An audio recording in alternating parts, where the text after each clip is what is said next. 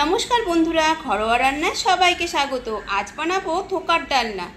এভাবে ধোকার ডালনা বানালে নিরামিষ দিনে ভাত রুটি সবের সাথে কিন্তু খেতে ভালো লাগবে। দেখে নেওয়া যাক রেসিপি। ধোকার ডালনা বানানোর জন্য সবার প্রথমে আমি ধোকা তৈরি করব। তার জন্য আমি এখানে নিয়েছি ছোলার ডাল। ছোলার ডাল আমি 7 থেকে 8 ঘন্টা মতন জলে ভিজিয়ে রেখে দিয়েছিলাম। এবার এগুলোকে মিক্সিং জারের মধ্যে দিয়ে দেব। এখানে আদা ছোট টুকরো করে কেটে নিয়েছি, সেটাও দিয়ে দিচ্ছি। দিয়ে দেব 2টো কাঁচা লঙ্কা, দেব পরিমাণ মতো নুন, দেব নারকেল কোড়া। এটা না দিলেও কোনো ব্যাপার নেই, আমার কাছে ছিল তাই আমি দিলাম। 2 চামচ নারকেল কোড়া দিয়ে দিলাম। এবার অল্প জল দিয়ে মিহি একটি পেস্ট তৈরি করে নেব। একদম কিন্তু মিহি করলে হবে না, একটু খসখসে মতন ভাব রাখতে হবে, সেইভাবে পেস্টটা তৈরি করে নেব। পেস্টটা তৈরি করে নিয়েছি। এবার কড়াইতে দিয়ে দেব সাদা তেল। এই তেলের মধ্যে জিরে ফোড়ন দিয়ে দেব। এবার তৈরি করে রাখা এই ডালের পেস্টটা এর মধ্যে দিয়ে দেব।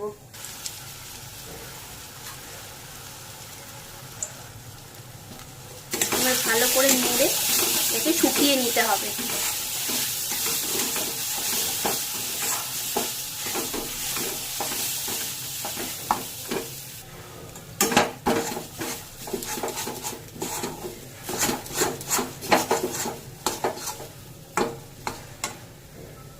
এবার এটা এই যে কড়াই থেকে নিজে থেকে এরকম ছেড়ে দিচ্ছে, মানে এটা আমার হয়ে গেছে। এবার ওভেন আমি অফ করে এটাকে অন্য জায়গায় দিয়ে নেব। এই থালাটার মধ্যে অল্প একটু সাদা তেল মাখিয়ে নেব।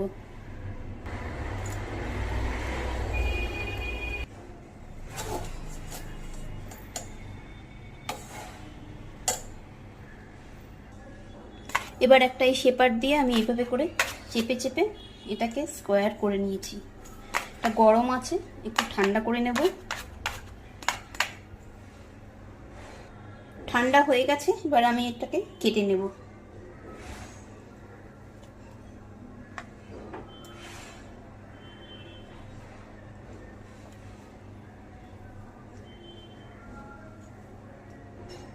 আমি এই যে এরকম চৌকো শেপ করে কেটে নিয়েছি।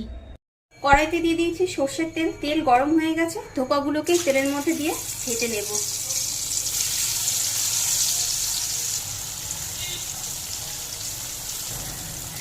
এক দিক ভাজা হয়ে গেলে উল্টে আরেকটা দিক ভেজে নেব। ধোকা সব ভেজে তুলে নিয়েছি। এবার ওই তেলের মধ্যে দিয়ে দেবো টুকরো করে কেটে রাখা আলু, দেব পরিমাণ মতো নুন।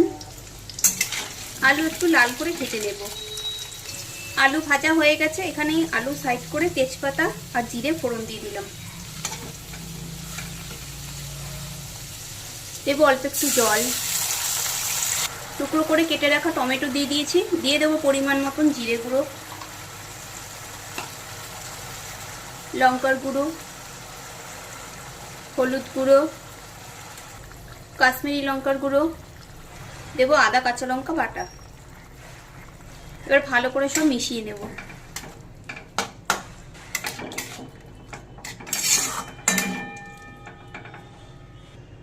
এবার ঢাকা দিয়ে 4-5 মিনিট রেখে দেব।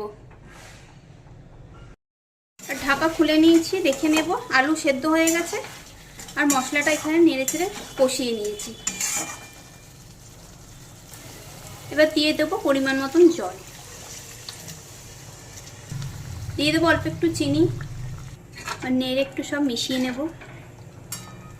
ভেজে রাখা ধোকাগুলোকে সব দিয়ে দিচ্ছি। আমার মনে হলো একটু নুন লাগবে, আমি দিয়ে দিলাম। এবার খুন্তি দিয়ে ছোলের মধ্যে ধোকাগুলোকে একটু ডুবিয়ে দেব। এবার কিছুক্ষণ এভাবেই ফুটিয়ে নেব। রেসিপি দেখে ভালো লাগলে লাইক ও কমেন্ট করার অনুরোধ রইল, আর নতুন বন্ধু হলে বন্ধু হয়ে পাশে থাকার অনুরোধ রইল। দিয়ে দিলাম কিছুটা গরম মশলা পাউডার। ঝটপট তৈরি হয়ে গেল সুস্বাদু ধোকার ডালনা। ধোকার ডালনা প্লেটে সার্ভ করে নিয়েছি। এভাবে একবার আপনারাও বানিয়ে দেখতে পারেন, আশা করছি আপনাদেরও ভালো লাগবে। খুব শীঘ্রই দেখা হবে নতুন কোনো ভিডিওতে।